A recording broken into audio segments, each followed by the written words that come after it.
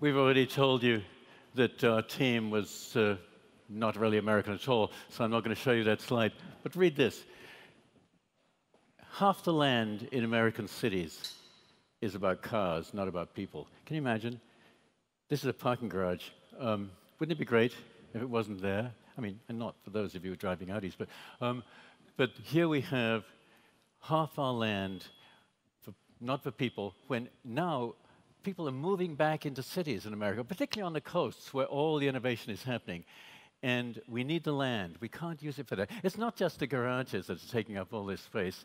It's the roads. Americans have enormously wide lanes on roads. They're this wide. You'd think it was because every American was a drunk driver and was weaving all along the road. This is actually not the case. We simply have more space than we need for roads. We wonder, 50 years ago, 60 years ago, we thought about the future, and we thought we knew what it was going to be like, and it looked like this. But in fact, we always get it wrong.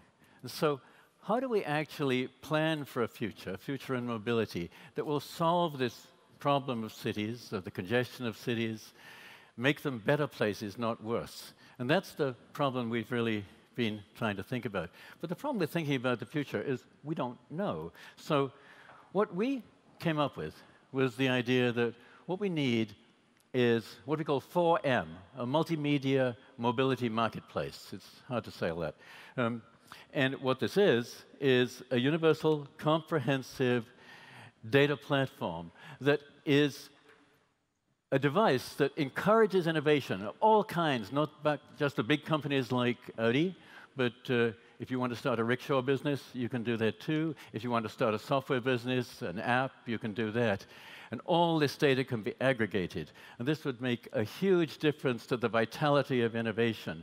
But then all this data would also be used to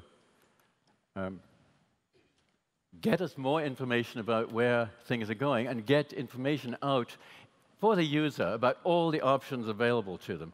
So to help us think about this, we imagined what the world would look like if there was no such thing as 4M.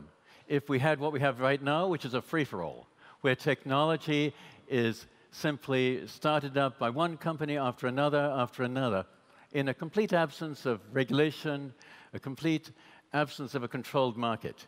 And we see huge problems coming out of this. For example, in the city that we've chosen to look at, Somerville, which you saw a little bit of in the video at the beginning, in the land that's being developed there that we're looking at, we would give 4% more land to cars. We'd take it away from people. Things would get worse. We'd get more population, but we'd also get 20% more pollution. And this is leading up to 2040. And also, we would see 43.6% more traffic. Now, of course, for Audi, this could be fantastic, right? 43% more cars in Somerville, but it's not going to be sustainable. And so what we looked at was, well, what if you had this comprehensive data management system that we're talking about? And there, we see a very different picture. We free up 11% more land for different uses in the city, and we'll talk about what those could be. Yes, we have a growing population, but it's less congested. We have 15% lower emissions, pollution, and our traffic is reduced by nearly 14%. So we have, these are extremes at either ends of the scale. So what we need to achieve this is what we call a virtuous cycle. I learned something very important in Ingolstadt, that actually there's no such word as a virtuous cycle in Germany, so I have to explain it to you. Apparently, you have a Teufelskreis, which is a vicious cycle where things get worse and worse and worse.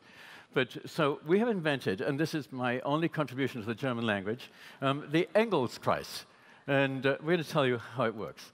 So imagine if we have 4M really working, we have accelerated innovation. We already have a great pace of innovation, but innovation within a controlled and managed space will be beneficial innovation. And this leads to more multimodal options. It means more people able to take the train, more people able to use bikes, more people able to walk to work even, and more people using car sharing, things like this. And this reduces the vehicle miles traveled and reduces the vehicle count on the road, which in turn frees up a lot of land because we're not using all this land for parking. We're not using the roads as much. We don't need such wide roads for drunken drivers.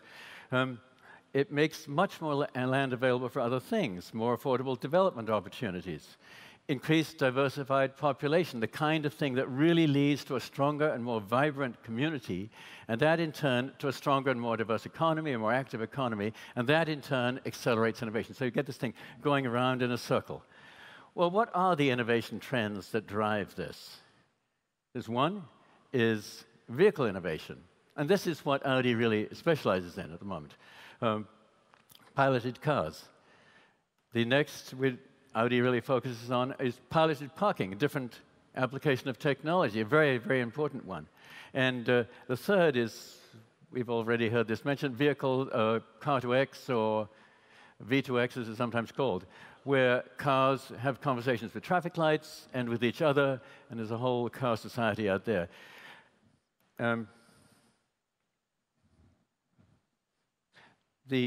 My slide here just said 4 minutes rather than my next slide.